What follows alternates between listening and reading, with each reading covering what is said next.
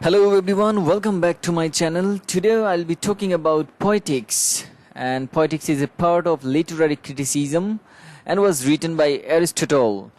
So যেহেতু অ্যারিস্টটলের লেখা আমরা বুঝতেই পারছি যে পয়েটিক্স ইংলিশে লেখা হয়নি বা হয়েছিল না। পয়েটিক্স এই বইটিকে পরবর্তীতে বিভিন্নভাবে অ্যারিস্টটলের বিভিন্ন লেকচার্স, নোটস এবং বিভিন্ন লেখা কম্পাইলিং করে বা এডিটিং, রিশাফলিং হওয়ার পর আমাদের কাছে আজকের এই ভার্সনটি এসে পৌঁছেছে। সো যেহেতু পয়েটিক্স একটি বই, তো সম্পূর্ণ বই আলোচনা করা আসলে পসিবল না, তাই আমরা পয়েটিক্সের কি ফ্যাক্টসগুলো জানব এবং বাংলায় পয়েটিক্সের একটি বাংলা অনুবাদ আমি দেখাবো এবং এটি আমার গ্রুপে, আমি ফেসবুকে আমাদের যে গ্রুপটি রয়েছে সেখানে দিয়ে দিব এবং আমাদের চ্যানেলে তার লিঙ্কটিও দিয়ে দিব। সেখান থেকে আমরা পিডিএফগুলো ডাউনলোড করতে পারবো এবং এই কি ফ্যাক্টসের এই পিডিএফটিও আমি সেখানে দিয়ে দিব। তো পয়েটিক্সের বাংলা থেকে আমরা পয়েন্টসগুলো চ্যাপ্টার ওয়াইজ সাম আপ করব। তার আগে আমরা পয়েটিক্স সম্পর্কে, এর ব্যাকগ্রাউন্ড, এর সম্পর্কে একটি ওভারভিউ এবং এর গুরুত্বপূর্ণ টার্মস এবং থিমসগুলো কি কি সেগুলো আমরা একটু জেনে আসব। সো প্রথমেই আমরা দেখতে পাচ্ছি যে ব্যাকগ্রাউন্ড, পয়েটিক্সের ব্যাকগ্রাউন্ডটা কি, পয়েটিক্স আসলে কেন লেখা হয়েছিল, পয়েটিক্স মানেটা আসলে কি। পয়েটিক্স শব্দটা শুনলেই আমরা এরকম ভাবা আমাদের উচিত না যে এটা এখানে সব কবিতা বা কাব্য সম্বন্ধীয় বিষয়গুলো লেখা হয়েছে। এটি একটি লিটারারি ক্রিটিসিজম। এখানে কবিতা এবং ট্র্যাজেডি, ড্রামা এবং এপিক পোয়েট্রি নিয়ে আলোচনা করা হয়েছে এবং এই তিনটার আশেপাশের অনেক বিষয় নিয়ে আলোচনা করা হয়েছে। আমরা দেখব কি কি নিয়ে আলোচনা করা হয়েছে এবং তা ওভারঅল লিটারেচারকেও বিভিন্নভাবে কিন্তু টাচ করে। সো প্রথমে আমরা দেখতে পাচ্ছি background. Let's start today's journey. None of the works of Aristotle that we have today were actually published by Aristotle. He wrote a number of treatises and dialogues, but these have all been lost. What survives are collections of notes, possibly from lecture courses Aristotle gave at the Lyceum, which are often unclear or incomplete. The Poetics in true form was likely a much longer work than the one we have today. So, Aristotle যা লিখেছিলেন সেই ভার্সনটা আমরা এখন পাই না, তার বিভিন্ন notes এবং লেকচার্স থেকে এই ভার্সনটা তৈরি করা হয়েছে, সেটাই আমরা এখানে দেখতে পাচ্ছি। এবং এখানে আরেকটা কথা বলেছে যে তার যে বিষয়গুলো পাওয়া গেছে তার সম্পূর্ণ আনক্লিয়ার, মানে ক্লিয়ার ছিল না, কিছুটা আনক্লিয়ার এবং ইনকমপ্লিট ছিল, যেগুলো হয়তোবা পরবর্তীকালে কম্পাইলড হওয়ার পরে সেখানে রিশাফলিং হয়ে কিছুটা সেটাকে একটু রিশেপ দেওয়া হয়েছে। কারণ কয়েক হাজার বছর আগে অ্যারিস্টটল এসেছিলেন, তাই না? বা কমপক্ষে 2000 বছর আগে অ্যারিস্টটল এসেছিলেন প্রায়। তো সেই ক্ষেত্রে স্বাভাবিকভাবেই সেটাকে রিশাফলিং করার প্রয়োজন পড়েছিল। সো আমরা দেখি এরপরে কি বলেছেন। The main focus of the Poetics is on Greek tragedy. So Poetics কিন্তু এই বইটির মূল ফোকাস কিন্তু হয়েছে গ্রিক ট্র্যাজেডির উপরে। The Poetics also discusses epic poetry. Epic poetry নিয়েও আলোচনা করেছে, যেটা মহাকাব্য, using the example of Homer almost exclusively. Homer wrote two great epics, the Iliad and the Odyssey, which deal with the fall of Troy and Odysseus' subsequent wanderings, respectively. These epics are all the source of a great number of Greek tragedies and are considered among the earliest great works of world literature. So এটা আমরা সবাই জানি যে হোমারের Iliad এবং ওডিসিটা বিশ্বের শ্রেষ্ঠ কিছু সাহিত্যকর্মের দুটি, এবং সেই সম্পর্কে এখানে আলোচনা করা হয়েছে। ওই বিষয়গুলো সম্পর্কে না, মানে এই আসপেক্টটা সম্পর্কে, হ্যাঁ, যে এপিক পোয়েট্রি এবং ট্র্যাজেডি এখানে একাকার হয়ে গিয়েছে এবং এপিক পোয়েট্রি আর ট্র্যাজেডির মধ্যে কম্প্যারিজনগুলো কি কি, মিল অমিলগুলো কি কি, সেগুলো এখানে অ্যারিস্টটল দেখিয়েছেন। Though the Poetics is not one of Aristotle's major works, it has exercised a great deal of influence on subsequent literary theory, particularly in the Renaissance. Later, interpreters unfortunately turned many of Aristotle's suggestions into strict laws, restricting the flexibility of drama in ways that Aristotle would not have anticipated. The tragedies of Racine and Corneille in particular are formed according to these demands. Even though such great playwrights as Shakespeare often went against these laws, they were held as the model of writing tragedy well into the 19th century. So এখানে যেটা বলেছে যে poetics এটা অ্যারিস্টটলের সবচেয়ে বড় কাজ সেটা না, অ্যারিস্টটলের আরো অনেক ভালো ভালো কাজ রয়েছে, কিন্তু আসলে পয়েটিক্সটা এটা একটা গ্রেট ডিল অফ ইনফ্লুয়েন্স আমাদের সমাজে আমাদের লিটারারি থিওরিতে ফেলেছে। এটার একটা ব্যাপক প্রভাব আমাদের লিটারারি থিওরিতে পড়েছে এবং পার্টিকুলারলি রেনেসান্স পিরিয়ডে পয়েটিক্স নিয়ে ব্যাপক আলোচনা এবং ব্যাপক এটা নিয়ে কাজ করা হয়। তবে পয়েটিক্সে নাটক লেখার জন্য, বিশেষ করে ট্র্যাজেডি নাটকগুলো লেখার জন্য যে ওয়েইসগুলো, যে সিস্টেমগুলো, যে রুলসগুলো অ্যারিস্টটল দিয়েছিলেন তা কিন্তু অনেকেই ভঙ্গ করেছে এবং তার মধ্যে আমাদের ইংলিশ লিটারেচারের যে মানে প্রধান ব্যক্তি হিসেবে যাকে ধরা হয় উইলিয়াম শেক্সপিয়ার, হ্যাঁ শেক্সপিয়ারও কিন্তু এই মানে অ্যারিস্টটলের রুলস ভঙ্গ করেছেন। যাই হোক, আমরা এবার চলে যাব ওভারভিউয়ে, অর্থাৎ আমাদের মূল প্লট বা এই পয়েটিক্সে আসলে কি কি আলোচনা করা হয়েছে, কি আছে সেই সম্পর্কে আমরা খুবই ব্রিফলি চমৎকার একটি বর্ণনা এখানে পাবো। Aristotle proposes to discuss poetry, which he defines as a means of mimesis or imitation by means of language, rhythm and harmony. As creatures who thrive on imitation were naturally drawn to poetry. So এখানে যেটা বলেছে যে Aristotle poetry নিয়েই এখানে discuss করতে চেয়েছেন এবং সেইটা ডিসকাস করতে গিয়ে উনি মাইমেসিস বা ইমিটেশনের কথা বলেছেন, যেটাকে বলা হয় অনুকরণ। সো অনুকরণ যেটা, সেটা হচ্ছে to follow or to imitate, হ্যাঁ কোনো কিছু শুধু ফলো অর্থ অনুসরণ হয়ে যায়, কিন্তু এখানে অনুকরণের কথা বলেছে। অর্থাৎ এখানে আসলে বলতে চেয়েছে যে আমরা যত সাহিত্যকর্ম লিখি, আমাদের লেখক যারা লিখেন তারা আসলে তাদের জীবনের কোনো অভিজ্ঞতা থেকেই মূলত এই সাহিত্যকর্মগুলো রচনা করেন এবং এই ইমিটেশন, অনুকরণ অর্থাৎ ব্যক্তি বা কোনো গোষ্ঠী বা সমাজের কোনো ঘটনার অনুকরণ বা অনুসরণ বা সেগুলো তুলে আনা, সেটা ডেপিকশন বা রিপ্রেজেন্টেশন করাটাই কিন্তু একজন সাহিত্যিকের সার্থকতা। সো এখানে সেটাই বলেছে যে বাস্তব জীবনের ঘটনা থেকে অনুকরণ করে, আসলে এখানে অনুকরণ বলতে হুবহু অনুকরণ সেটা না, অর্থাৎ সেখান থেকে নিয়েই কিন্তু সাহিত্যকর্ম রচনা করা হয়। In particular, Aristotle focuses his discussion on tragedy, which uses dramatic rather than narrative form and deals with agents who are better than us ourselves. Tragedy serves to arouse the emotions of pity and fear and to effect a catharsis of these emotions. Very, very important একটা line. এখানে Aristotle তারপরেই tragedy নিয়ে আলোচনা শুরু করেছেন এবং পয়েটিক্সে উনি মূলত ট্র্যাজেডির উপরেই গুরুত্ব দিয়েছিলেন। তো এখানে বলেছে যে ট্র্যাজেডি কি করে, আমাদের ভেতর একটি ইমোশন ক্রিয়েট করে, কষ্ট এবং ভয় দিয়ে, বা কষ্ট না, আসলে এখানে আমরা কষ্ট ফিল করি, যে নাটকে বা সিনেমায় যখন কোনো নায়ক কষ্ট পায় আমরা কষ্টটা ফিল করি, তার যখন ট্র্যাজিক কনসিকুয়েন্স হয় সেটা আমরা ফিল করি, সেটার কথা বলেছে এবং effect A catharsis of these emotions, এবং ফাইনালি একটা ক্যাথারসিস, একটা পারগেশন অফ সাচ ইমোশন। হ্যাঁ, আমরা সেটা দিয়ে কি করি, নিজেদের মধ্যে একটা রিফাইনমেন্ট আনার চেষ্টা করি, আমরা পরিশুদ্ধি লাভ করার চেষ্টা করি সেগুলো দেখে, যে হ্যাঁ এরকম ভুল সে করেছে বা এরকম হয়েছে বা এই ঘটনাগুলো আমাদেরকে কিছু শেখায়, সেটাই বলেছে। Aristotle divides tragedy into 6 different parts as follows: mythos or plot. So ট্র্যাজেডির 6টা ডিফারেন্ট পার্ট রয়েছে। এই 6টা পার্ট যদি থাকে তাহলে ট্র্যাজেডিটা সাকসেসফুল হয়। সেগুলো হচ্ছে প্লট, ক্যারেক্টার, থট, ডিকশন অর্থাৎ শব্দচয়ন, মেলোডি অর্থাৎ গান টান বা এ ধরনের কিছু, and spectacle. Okay, so the first essential to creating a good tragedy is that it should maintain unity of plot. This means that the plot must move from beginning to end according to a tightly organized sequence of necessary or probable events. The beginning should not necessarily follow from any earlier events, and the end should tie up all loose ends and not produce any necessary consequences.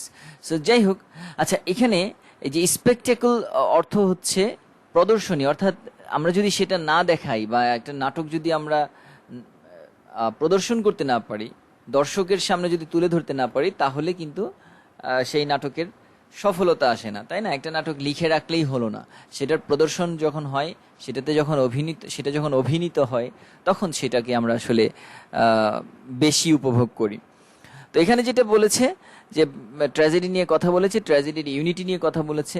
প্লটের একটা unity থাকে, যেমন আমরা জানি 3 unities, আমরা ABC of English লিটারেচারে হয়তো পড়েছি। Unity of time, unity of place, unity of action.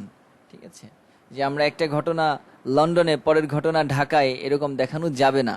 ঠিক আছে, সো মানে একটা ইউনিটি থাকতে হবে। আগে বলতে হবে যে সে এরোপ্লেনে চড়লো, সেখান থেকে সে লন্ডনে গিয়ে নামলো, এরকম একটা ঘটনা দিয়ে আনতে হবে। হঠাৎ করে আমরা আরেক জায়গায় চলে যেতে পারি না, যদি যাই সেটা violation of 3 unities, violation of unities আমরা বলতে পারি। তো এরপরে যেটা বলেছে যে ট্র্যাজেডিতে শুরুটা যে কোনো একটা অনেক পুরনো কোনো ঘটনা থেকে হতে হবে তেমনটা না, একটা ঘটনা শুরু করলেই হচ্ছে, এবং শেষের দিকে কি করতে হবে, ছোট ছোট সব বিষয়গুলোকে মানে অ্যাটাচ করে একটা ফাইনাল এন্ড তৈরি করতে হবে। ঠিক আছে, কিন্তু সেই এন্ডের মধ্যে যে কনসিকুয়েন্স দেখাতেই হবে তার কোনো মানে নেই। অর্থাৎ আমি কিছু এক্সাম্পল দিই, যেমন বাংলায় রবীন্দ্রনাথের হৈমন্তী গল্পে হৈমন্তীর শেষে কি হয়েছিল, এটা আমাদের অনেক বড় একটা অংশই বলবে যে হৈমন্তীর মৃত্যু হয়েছিল, কিন্তু আসলে কিন্তু তা নয়। সেখানে হৈমন্তী গল্পে কিন্তু কোথাও লেখা নাই যে হৈমন্তী মারা গিয়েছে।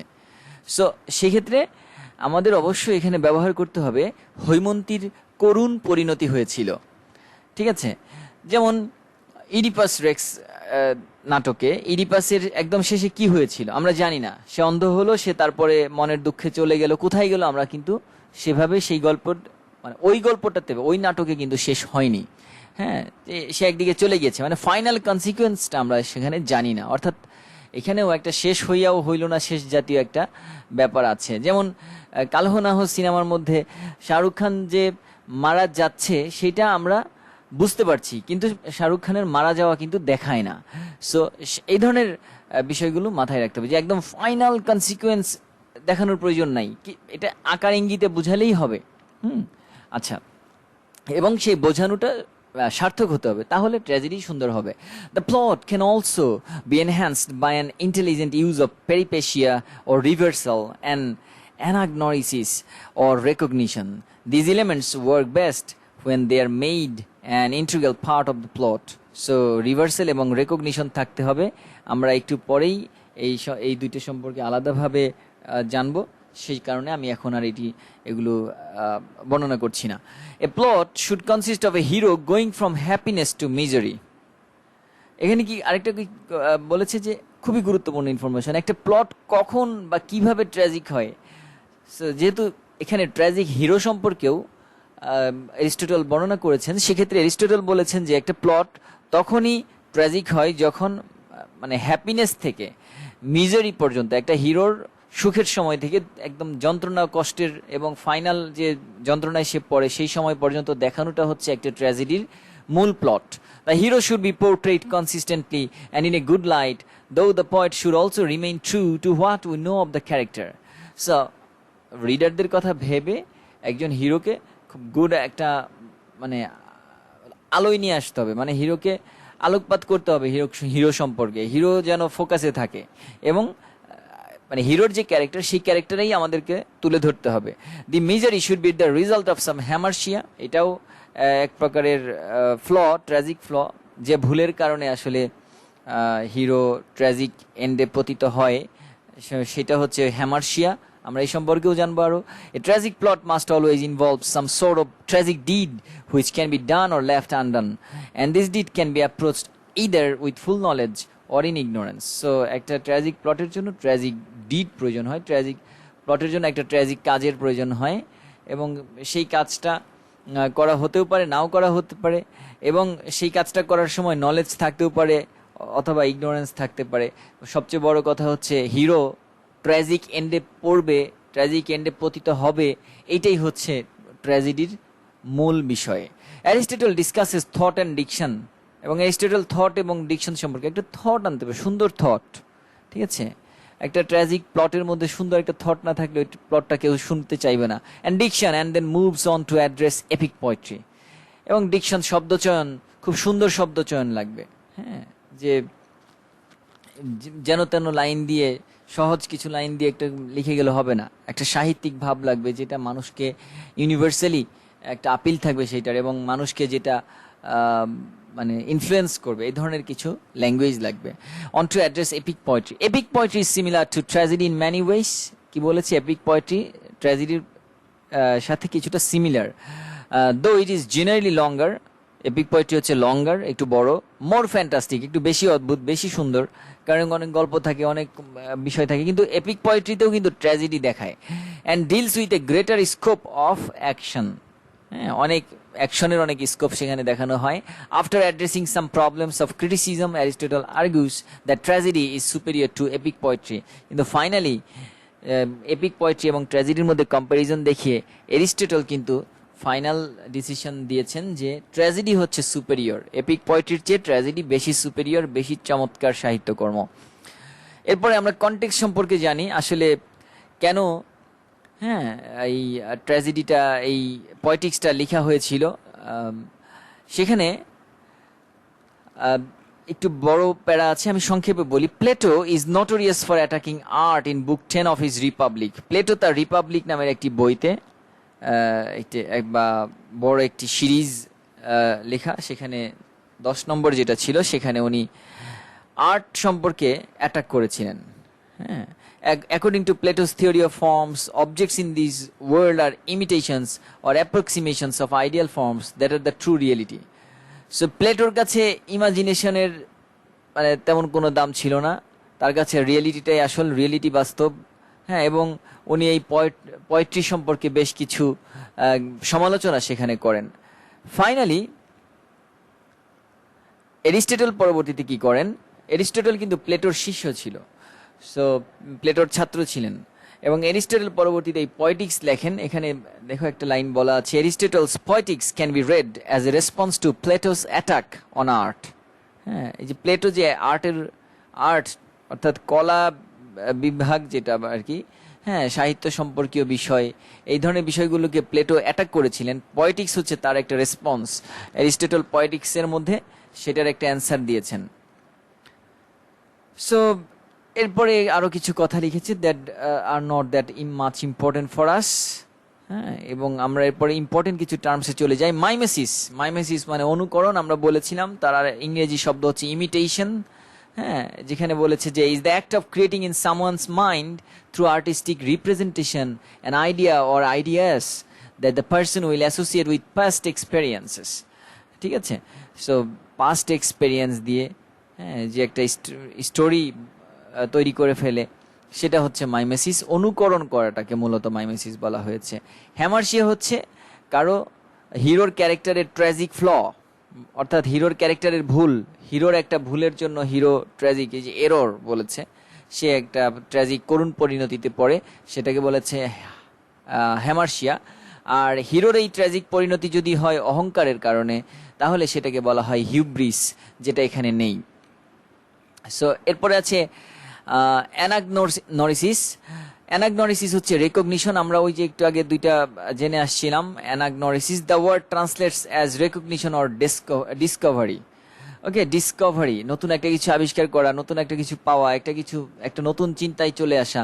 In tragedy it describes the moment where the hero or some other character passes from ignorance to knowledge.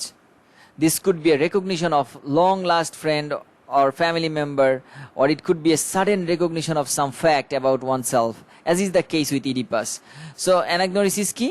Anagnosis হচ্ছে recognition, একটা বিষয় সম্পর্কে জানা, হঠাৎ করে একটা বিষয় মানে সামনে চলে আসা, এবং সাডেন রেকগনিশন, এবং সেটার স্বীকৃতি পেতে হয়, যেমন ইডিপাসের মধ্যে এরকম ঘটেছিল।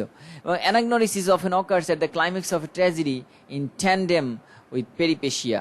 সো অ্যানাগনোরিসিস পেরিপেশিয়ার সাথে অকার হয় আমরা দেখব একটু পরে, পেরিপেশিয়া সম্পর্কে আমরা জানবো। মিথোস হচ্ছে প্লট, এই সম্পর্কে আমরা বলেছি, গল্পের প্লট। ক্যাথারসিস ভেরি ইম্পর্ট্যান্ট একটা পয়েন্ট, ভেরি ইম্পর্ট্যান্ট একটা term catharsis. This word was normally used in ancient Greece by doctors to mean purgation or by priests to mean purification. Catharsis হচ্ছে, ডাক্তাররা ক্যাথারসিস ব্যবহার করেন পার্গেশন হিসেবে, আগের কালে গ্রিসে ব্যবহার করতেন। হ্যাঁ, যেটা হচ্ছে সুস্থ হয়ে যাওয়া বা একটা নতুন ভাবে চলে আসা, নতুন একটা অবস্থায় চলে আসা।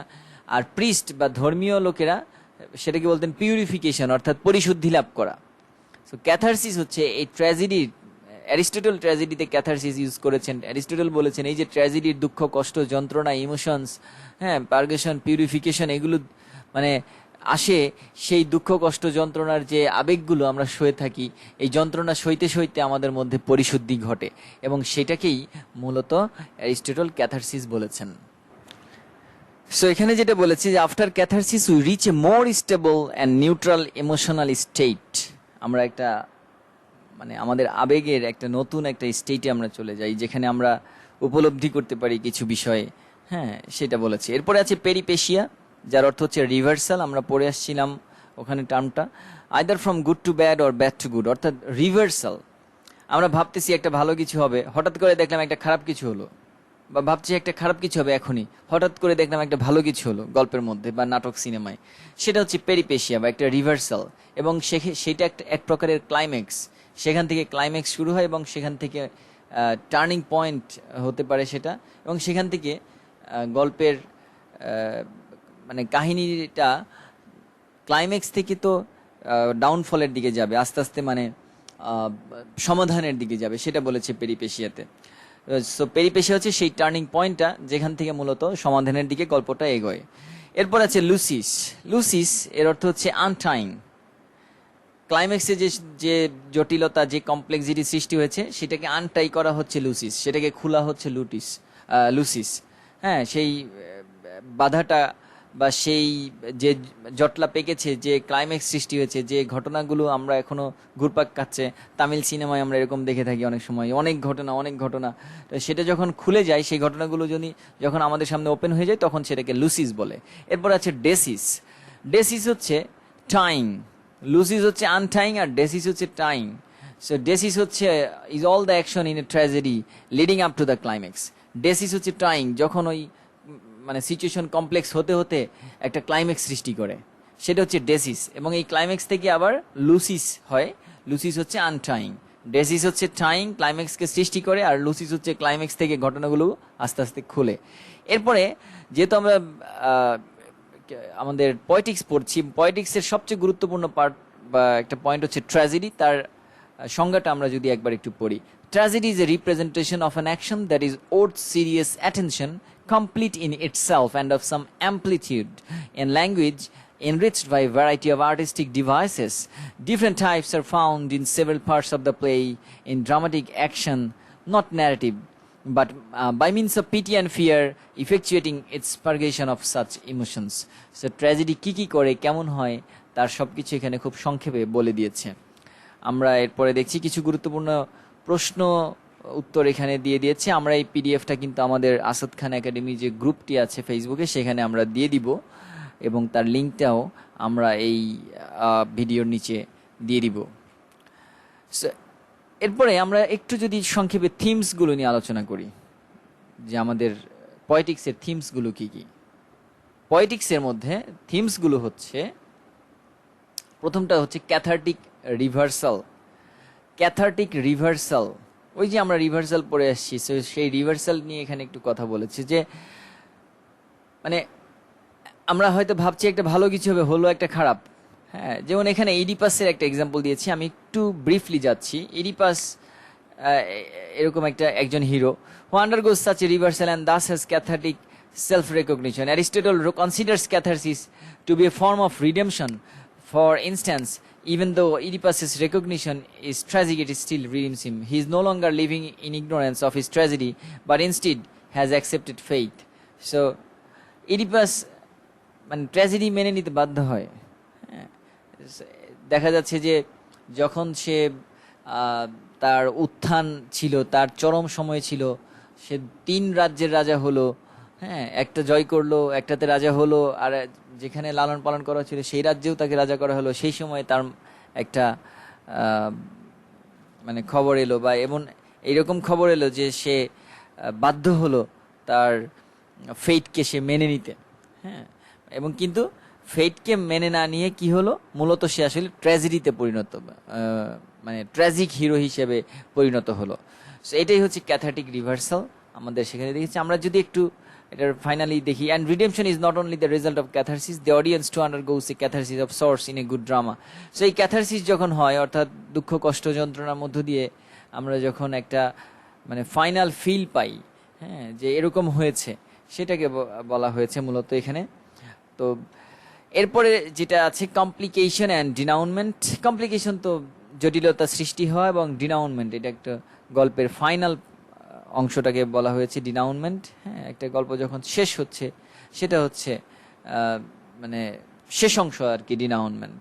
ইমিটেটিভ নেচার অফ আর্ট, যে কোনো সাহিত্য লিখতে গেলে সেটা অনুকরণ সম্পর্কীয় হয়, অনুকরণ প্রকৃতির হয়, সেটাই এখানে বলেছে। The standard of poetic judgement, poetic judgement যেটা, হ্যাঁ, সেটার স্ট্যান্ডার্ড সম্পর্কে আলোচনা করা হয়েছে এখানে। সো এরপরে আছে ট্র্যাজেডি ভার্সেস এপিক পোয়েট্রি, অর্থাৎ ট্র্যাজেডি আর এপিক পোয়েট্রির মধ্যে এখানে পার্থক্য দেখানো হয়েছে এবং মিল দেখানো হয়েছে, অর্থাৎ কম্প্যারিজন করা হয়েছে। এরপর আছে ট্র্যাজিক হিরো সম্পর্কে আলোচনা, যে একজন ট্র্যাজিক হিরো কেমন হয়, এবং আছে ইউনিটি অফ পোয়েট্রি, যে পোয়েট্রিতে কি ধরনের ইউনিটি থাকে সেটা এখানে প্রকাশ করেছে। যে Aristotle often speaks of the unity of poetry in the Poetics. What he means by unity, however, is sometimes misunderstood. Unity refers to the ability of the best dramatic plots to revolve around a central axis. That unity is all the action. Aristotle believes that a unified drama will have a spine, a central idea which motivates all the action, character, thoughts, diction and spectacle in the play. অর্থাৎ সবকিছু মিলিয়ে একটা সাহিত্যকর্মের সবকিছু মিলিয়ে একটা unity থাকতে হবে, সেটাকেই আসলে ইউনিটি অফ পোয়েট্রি বলেছে, যদিও এখানে মূলত কবিতার কথা কিন্তু বলা হয়নি। এরপরে আমরা একটু পয়েটিক্স বা এরিস্টটল এর বাংলা সম্পর্কে জানবো। সো এটা আমার কালেক্ট করা একটি অংশ, এটি আমার লেখা নয়। এরপরে আছে এরিস্টটলের বাংলা চ্যাপ্টার ওয়াইজ অংশ, আমি সেখানে খুব সংক্ষেপে আমরা সেই সম্পর্কে আলোচনা করব। প্রথম চ্যাপ্টারটা হচ্ছে ইমিটেশন, অর্থাৎ অনুকরণ। সেই কথা অনুকরণ আমরা বুঝতে পেরেছি যে জীবনের অনুকরণের মাধ্যমেই সাহিত্যকর্ম রচনা করা হয়, এবং সেটাই এখানে মূলত আলোচনা করা হয়েছে। দ্বিতীয় চ্যাপ্টার রয়েছে অবজেক্টস অফ পয়েটিক ইমিটেশন, হ্যাঁ, যে অনুকরণের বিষয়গুলো কি কি হবে সেই বিষয়টি নিয়ে এখানে আলোচনা করা হয়েছে। আমরা এই পিডিএফটি দিয়ে দিব, অবশ্যই সবাই বাংলাটা পড়ে সবার আশা করি খুব সাপোর্টিভ হবে, ঠিক আছে। এরপরে আছে chapter 3 the manner of poetic imitation, অর্থাৎ কাব্যিক অনুকরণের রীতিটা কেমন হবে, অনুকরণটা কিভাবে করা যেতে পারে, হ্যাঁ, সো অন্য কাউকে অনুসরণ করে নাকি এইভাবে লিখবো না ওভাবে লিখবো, সেই বিষয়গুলো এখানে এসেছে। এরপরে আছে chapter 4 origins and development of poetry, অর্থাৎ পোয়েট্রি নিয়ে চ্যাপ্টার 4 কথা বলা হয়েছে, কাব্যের উৎপত্তি এবং ক্রমবিকাশ। এবং চ্যাপ্টার 5 এখানে যেটা বলা হয়েছে যে the rise of comedy, epic compared with tragedy, অর্থাৎ কমেডির উত্থান, কমেডি সম্পর্কেও একটু আলোচনা করেছে, এবং ট্র্যাজেডির সাথে এপিকের এখানে কিন্তু একটি বর্ণনা দেওয়া হয়েছে। আমরা আসলে খুব ব্রিফলি যাচ্ছি, কারণ আমরা এই ভিডিওটি অনেক বড় করতে চাচ্ছি না, কারণ আমরা যেহেতু এই ম্যাটেরিয়ালসগুলো দিয়ে দিব, সেক্ষেত্রে আমরা সংক্ষেপে বলে যাচ্ছি। চ্যাপ্টার 6-এ ট্র্যাজেডি নিয়ে ব্যাপক আলোচনা করা হয়েছে, ডেসক্রিপশন অফ ট্র্যাজেডি, এটি হচ্ছে চ্যাপ্টার 6। তারপরে হচ্ছে chapter 7 the scope of the plot, ট্র্যাজেডির প্লট কেমন হবে সেটা আলোচনা করা হয়েছে। চ্যাপ্টার 8-এ ইউনিটি অফ প্লট, ওই যে প্লেস, সেটিং, অ্যাকশনগুলো কিভাবে হবে, হ্যাঁ, সুন্দরভাবে হতে হবে, সেটা এখানে বুঝিয়েছে। Chapter 9 poetic truth and historical truth, কাব্যিক সত্য এবং ঐতিহাসিক সত্যের মধ্যে এখানে একটি গঠনমূলক একটি কম্পারেটিভ আলোচনা করা হয়েছে। এরপরে আছে সিম্পল অ্যান্ড কমপ্লেক্স প্লট, সরল এবং জটিল প্লট, অর্থাৎ প্লট দুই রকমের হতে পারে, একটি সরল একটি জটিল, সেই কথাটাই এখানে বলেছে। এরপরে আমাদের আছে chapter 11 reversal, recognition and calamity. So এটা আশা করি আমরা বুঝতে পারছি। রিভার্সাল আমাদের সেই পেরিপেশিয়া, অ্যান্ড রেকগনিশন হচ্ছে সেই অ্যানাগনোরিসিস, এবং ক্যালামিটি হলো বিপর্যয়। সো রিভার্সাল কিন্তু আসলে যে পেরিপেশিয়া সেটা হচ্ছে পরিস্থিতি বিপর্যয়। পরিস্থিতি বিপর্যয় কি, ওই যে বলছিলাম আমরা যে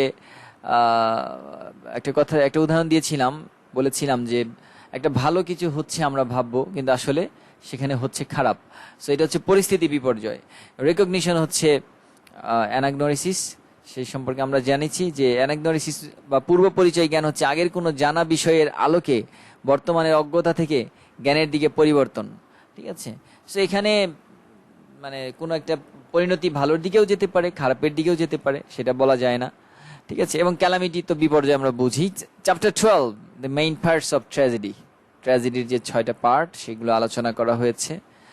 এবং চ্যাপ্টার 13-এ ট্র্যাজিক অ্যাকশন, ট্র্যাজিক প্রক্রিয়াটা কেমন হবে, কিভাবে ট্র্যাজিক এন্ড দেখানো হবে সেই সম্পর্কে আলোচনা করেছে। এবং চ্যাপ্টার 14 ফিয়ার অ্যান্ড পিটি, ভয় এবং করুণার অনুভূতি আমাদের হৃদয়ে জাগিয়ে তোলে। আমরা একটু ভয় পাই তার ট্র্যাজিক দেখে সিনেমায় বা নাটকে, হ্যাঁ, আবার করুণাও হয়, আহারে হ্যাঁ লোকটা এরকম হলো, তাই না। এরপরে আছে chapter 15 the characters of tragedy, ট্র্যাজেডির ক্যারেক্টার্স কেমন হবে সেটা আলোচনা করেছে। চ্যাপ্টার 16-এ ডিফারেন্ট টাইপস অফ রেকগনিশন, হ্যাঁ, পূর্ব পরিচয় জ্ঞানগুলো কীরকম হবে, অ্যানাগনোরিসিস কী রকমের হতে পারে সেই সম্পর্কে একটু আলোচনা করা হয়েছে চ্যাপ্টার 16-এ। এরপরে আছে chapter 17 some rules for the tragic poet. Tragic poet মানে কিন্তু এখানে কবি নয়, ট্র্যাজিক পয়েট মানে যে কোনো একজন ট্র্যাজেডির ড্রামাটিস্টকেও হয়তো এখানে ট্র্যাজিক পয়েট বলেছেন। ট্র্যাজেডি যিনি তৈরি করেন আর কি, তাকে বলছে। তাদের জন্য কিছু রুলস এখানে অ্যারিস্টটল অফার করেছেন, যেগুলো মেনে নিলে বা মেনে চললে ভালো ট্র্যাজিক কবিতা বা সাহিত্যকর্ম, অন্যান্য সাহিত্যকর্ম রচনা করা যাবে। এরপর আছে chapter 18 more rules for the tragic poet, আরও কিছু রুলস এখানে দেখিয়েছেন কিভাবে করতে হবে, লিখতে হবে। চ্যাপ্টার 19 থট অ্যান্ড ডিকশন, চিন্তা এবং শব্দচয়ন কীরকম হবে সেই সম্পর্কে বলেছেন চ্যাপ্টার 19-এ। এবং চ্যাপ্টার 20 সাম লিঙ্গুইস্টিক ডেফিনেশনস, কিছু ভাষাতাত্ত্বিক সংজ্ঞা দিয়েছেন, কিছু লিঙ্গুইস্টিক বিষয়ে আলোচনা করেছেন। চ্যাপ্টার 21 এখানে পয়েটিক ডিকশন, কাব্যিক শব্দচয়ন বা ভাষারীতি। আমরা বলেছিলাম যে ভাষাটা কেমন হবে, শব্দগুলো কেমন তৈরি, মানে কিভাবে ব্যবহার করতে হবে, কি ধরনের শব্দ প্রয়োগ করলে আমাদের দর্শক নাটকটা দেখবে সেটা এখানে লিখতে হবে। এরপরে আছে chapter 22 diction and style, style কেমন হবে, ডিকশন কেমন হবে সেটা আলোচনা করেছে। চ্যাপ্টার 23-তে আছে এপিক পোয়েট্রি। এপিক পোয়েট্রি খুবই গুরুত্বপূর্ণ, এপিক পোয়েট্রি, এবং এপিক পোয়েট্রি এবং ট্র্যাজেডির মধ্যে পার্থক্য কী বা কম্পারেটিভ স্টাডি করো, এরকম প্রশ্ন কিন্তু লিটারারি ক্রিটিসিজমের বিভিন্ন কোর্সে অবশ্যই আসে। চ্যাপ্টার 24 সেখানে আছে more about epic poetry, epic poetry সম্পর্কে আরও কিছু পরামর্শ বা বর্ণনা এখানে করেছেন অ্যারিস্টটল। চ্যাপ্টার 25-এ রয়েছে critical objections and their answers. তো কিছু ক্রিটিক্যাল অবজেকশনস, সেই অবজেকশনগুলো সম্পর্কে চ্যাপ্টার 25-এ অ্যারিস্টটল বর্ণনা করেছেন। এবং চ্যাপ্টার 26 একদম লাস্ট চ্যাপ্টার যেটা, সেখানে আলোচনা করেছেন হচ্ছে, so 25 is a big chapter না, সো 26-এ আলোচনা করেছেন এপিক অ্যান্ড ট্র্যাজেডি কম্পেয়ার্ড। এর আগে এপিক অ্যান্ড ট্র্যাজেডিতে কম্পেয়ার করেছিলেন, আর এখন বলেছে কম্পেয়ার্ড, অর্থাৎ তুলনা করা হয়েছে। এখন উনি সিদ্ধান্ত দিবেন যে আসলে কোনটা সুপেরিয়র।